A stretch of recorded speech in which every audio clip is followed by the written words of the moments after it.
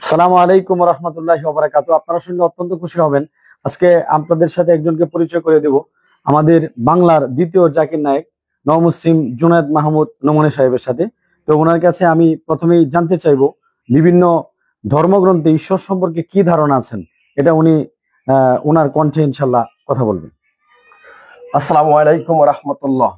আল্লাহ তাআলার দয়া এবং শান্তি সকলে পরিবর্ষিত হোক। ভাই একটা প্রশ্ন করলেন যে বিভিন্ন ধর্মীয় গ্রন্থের মধ্যে ষষ্ঠ সম্পর্কে কি ধারণা দেওয়া আছে।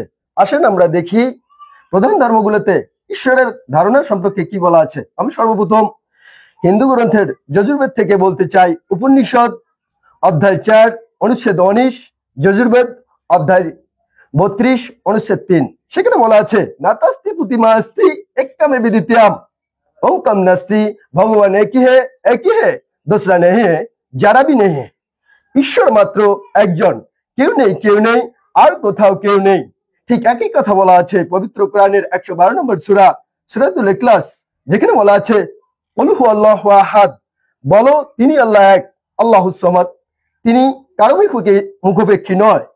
লাম ইয়ালিদ, তিনি কাউকে জন্ম দেন নাই। অলাম ইউলাদ, তিনি কারো কাছে জন্ম নেন নাই। অলাম ইয়াকুল্লাহু কুফুয়ান আহাদ, তার সমতুল্য আসমান জমিনে আর কেউ নেই। তাহলে একই কথা বলছে হিন্দু ধর্ম এবং ইসলাম ধর্মে। তাহলে আমাদের আল্লাহকে মেনে নিতে সমস্যা কোথায়?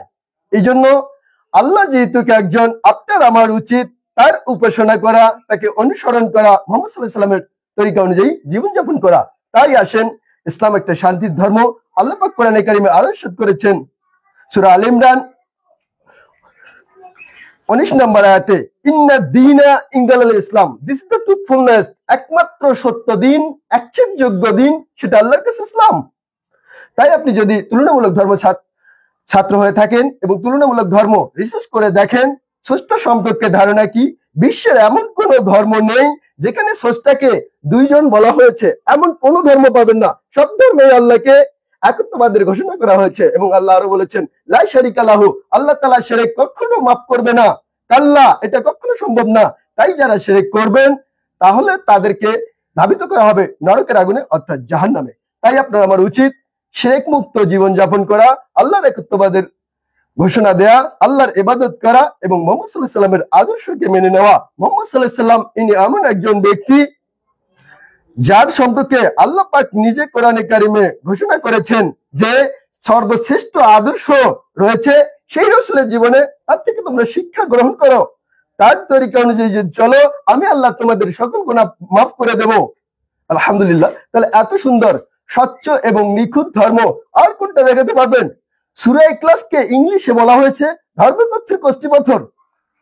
যেমন আপনাকে একটু এক্সাম্পল দিচ্ছি, ডোন্ট মাইন্ড। যখন আপনি আপনার স্বর্ণ অলংকার কোন জুয়েলার্সের কাছে নিয়ে যাবেন, জুয়েলার্স আপনার এই স্বর্ণ অলংকারটার দাম নির্ধারণ করার জন্য তার কাছে একটা রক্ষিত পাথর আছে, যেটা দিয়ে উনি ঘষে দেখবেন আপনার স্বর্ণটা সেটা কি 22 ক্যারেট নাকি 24 ক্যারেট নাকি সিটি গোল্ড। চকচক করলে শোনা হয় না। তাই আমি আপনাকে চ্যালেঞ্জ করব যে আপনি আপনার ধর্মটাকে সূরাতুল ইখলাস দিয়ে ট্রাই করতে পারেন, পরীক্ষা করে দেখতে পারেন। আসেন আমরা পরীক্ষা করে দেখি সূরাতুল ইখলাসে কি বলা হয়েছে। প্রথম সংজ্ঞা বলছে কুল হু আল্লাহু আহাদ, বলো তিনি আল্লাহ এক। আসেন আমরা এই সংজ্ঞাটা দিয়ে হিন্দু ধর্মের দেবদেবতাগুলোকে একটু পরীক্ষা করে দেখি তারা টেকে কিনা। এই হিন্দু দেবদেবতাগুলো কি এক? কখনো না, ইম্পসিবল। তারা একের অধিক। এমনও বলা আছে 12 মাসে 13 পূজা এবং 33 কোটি দেবদেবতার পূজা করছে শুধু হিন্দুরা। তাহলে প্রথম পরীক্ষায় ফেল। কিভাবে ফেল? দুর্গা, তার মেয়ে সরস্বতী, তার মেয়ে লক্ষ্মী, কার্তিক, গণেশ ইত্যাদি। তাহলে প্রথম পরীক্ষায় ফেল। আসুন আমরা দ্বিতীয় পরীক্ষা করে দেখি। তারপরও কিছু কিছু হিন্দু ভাই বলবে না না না, এটা হতে পারে না। আসুন আমরা দ্বিতীয় পরীক্ষা করে দেখি দ্বিতীয় পরীক্ষায় টেকে কিনা। দ্বিতীয় পরীক্ষা,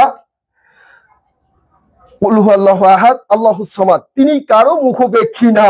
এই মূর্তিগুলো কি কারো মুখোপেক্ষী না? এই দুর্গার দুধ স্তন পান করে সরস্বতী, লক্ষ্মী, গণেশ, কার্তিক এরা একের পর এক এরা দুধ স্তন পান করে বড় হয়েছে, তার মানে এরা মুখোপেক্ষী। দ্বিতীয় পরীক্ষায় ফেল। আসুন আমরা তৃতীয় পরীক্ষা করে দেখি। তারপরও কিছু কিছু হিন্দু পুরোহিত বলবে না না, এটা হতে পারে না। তৃতীয় পরীক্ষা, তিনি কাউকে জন্ম দেন নাই। তাহলে দুর্গা জন্ম দিয়েছে এবং সরস্বতী, লক্ষ্মী জন্ম নিয়েছে। তৃতীয় পরীক্ষায় ফেল। চতুর্থ পরীক্ষা, আলাম ইয়াকুল্লাহু কুফুয়ান আহাদ, তিনি কাউকে জন্ম দেন নাই, কারো কাছে জন্ম নেন নাই, এরা জন্ম দিয়েছে, জন্ম নিয়েছে, আর তার সমতুল্য আর কেউ নেই। এই দুর্গার মতো হাজার মূর্তি আমি নিজে তৈরি করতে পারবো হুবহু করে, 10টা হাত 20টা হাত, কোনো ব্যাপার না।